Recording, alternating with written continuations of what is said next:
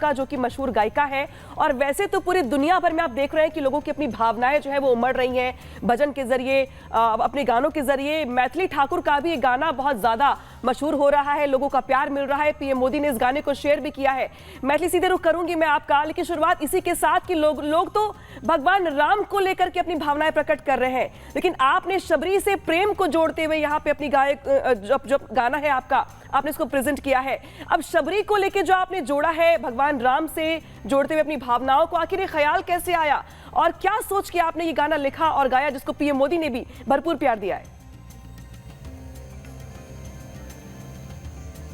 मैंने नहीं लिखा है, ये काफ़ी बार मैं बचपन से सुनते आ रही हूँ और काफ़ी मेरी आदत है, मैं यूट्यूब पे काफ़ी प्रवचन सुनती हूँ, महाराज जी लोगों को सुनती हूँ, तो वहीं मैंने ये भजन सुना और मैंने बहुत ही पहले हम लोगों ने ये वीडियो रिकॉर्ड करके अपने यूट्यूब चैनल पे डाला और कभी सोचा नहीं था कि इसको पूरी दुनिया देख रही होगी इस वीडियो को, कभी प्रधानमंत्री जी भी ट्वीट करेंगे।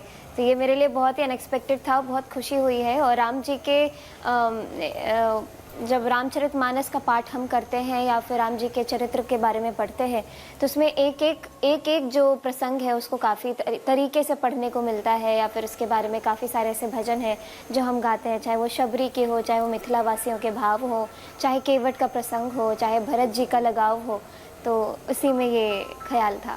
मैथिली, आपने जो शबरी से जोड़ते हुए प्रभु श्री राम की कल्पना की है, जो गाना गाया है जिसे खुद प्रधानमंत्री ने भी शेयर किया है, हम चाहेंगे आप थोड़ा सा हमारे लिए भी गुनगुना दें, हमारे दर्शक भी आपको उसी तरीके से सुन पाए।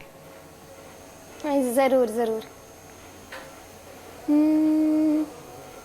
शबरी सवार रास्ता आएंगे राम जी, शबरी सवार रास्ता आएंगे राम जी, शबरी सवार रास्ता आएंगे राम जी, शबरी सवार रास्ता आएंगे राम जी, मेरा भी धन्य जीवन, मेरा भी धन्य जीवन बनाएंगे राम जी, शबरी सवार रास्ता आएंगे राम जी। भगवान राम सभी के लिए आराध्य हैं और सभी उनको अपने तरीके से उनकी कल्पना करते हैं, जिस तरीके से उनको अपना आराध्य मानते हैं। मैथिली, आपने जो गाना गाया है शबरी से जोड़ते हुए, चाहे हम शबरी का जिक्र करें, चाहे हम बाकी जो चरित्र हमने सुने हैं, देखे हैं रामायण में या बाकी जगहों पर, शबरी ही क्यों? पहला सवाल तो ये। और दूसरा ये कि भगवान राम को लेके जो मंदिर तैयार हो गया है, उसको लेकर आप लोगों की ओर से या खासतौर पर आपकी ओर से क्या भावनाएं उमड़ रही हैं, खासतौर पर मंदिर को लेकर?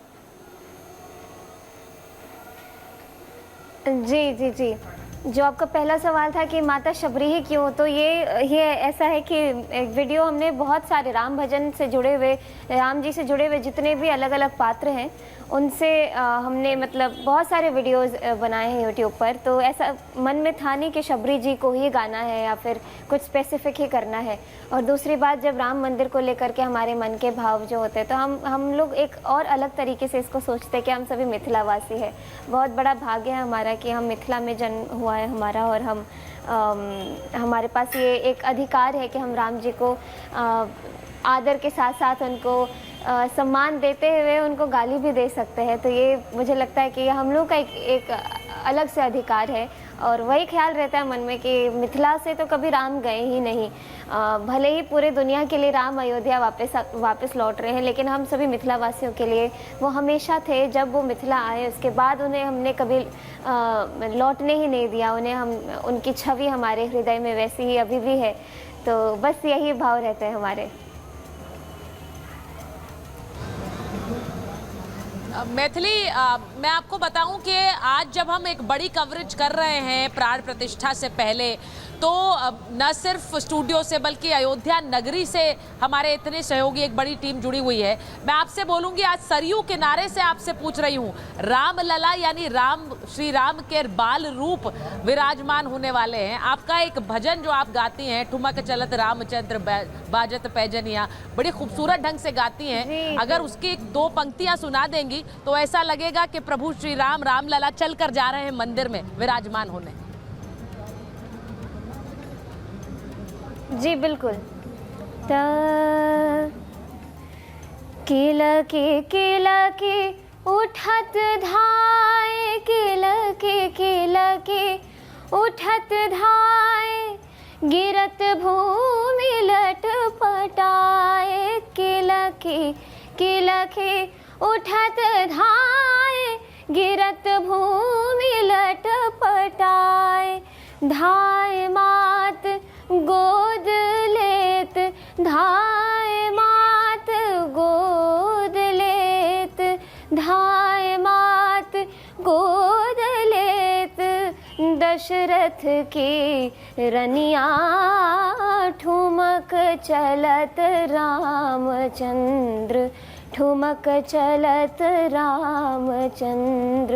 बाजत पैंजनिया ठुमक चलत रामचंद्र, बाजत पैंजनिया ठुमक चलत रामचंद्र। धन्यवाद। मैथिली, जब संगीत की बात होती है, अभी क्योंकि प्रभु श्री राम विराजमान होने वाले हैं तो यहाँ पर हर जगह रामधुन कानों में पड़ रही है।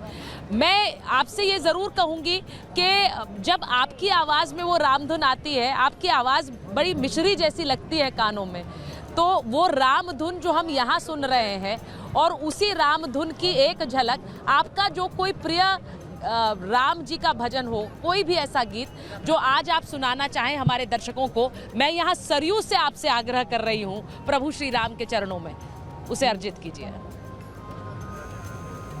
जी, आप वहाँ सरयू अयोध्या नगरी में हैं और मैं यहाँ बिहार। मैं कह सकती हूँ कि मैं मिथिला से हूँ और मिथिला में हूँ, तो मैं यहाँ के कुछ भाव आपको सुनाना चाहती हूँ। मुझे उम्मीद है कि आपको वहाँ ज़रूर वो महसूस हो पाएगा। ता ता ता हमार पहुना रे, हमार पहुना रे, हमार पहुना रे, हमार पहुना रे, हमार पहुना सारे जग से निराला, हमार पहुना सारे जग से निराला। हमार पहुना रे, हमार पहुना रे, हमार पहुना सारे जग से निराला, हमार पहुना सारे जग से निराला। धन मिथिला धन सिया बड़ भागिन, धन मिथिला धन सिया बड़ भागिन, धन मिथिला धन, धन मिथिला धन सिया बड़ भागिन।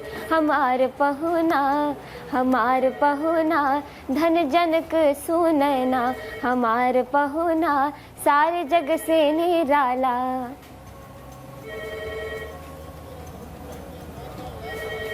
बहुत ही खूबसूरत मैथिली, आपकी आवाज़ में, जैसा मैंने पहले कहा कि मुझे लगता है कि हमारे सीधे दिल तक पहुंचती है और आपके ज़रिए हमारे हम जो प्रार्थना करते हैं इस गीत के ज़रिए, मैं उम्मीद कर रही हूँ प्रभु श्री राम तक जा रही है। आपको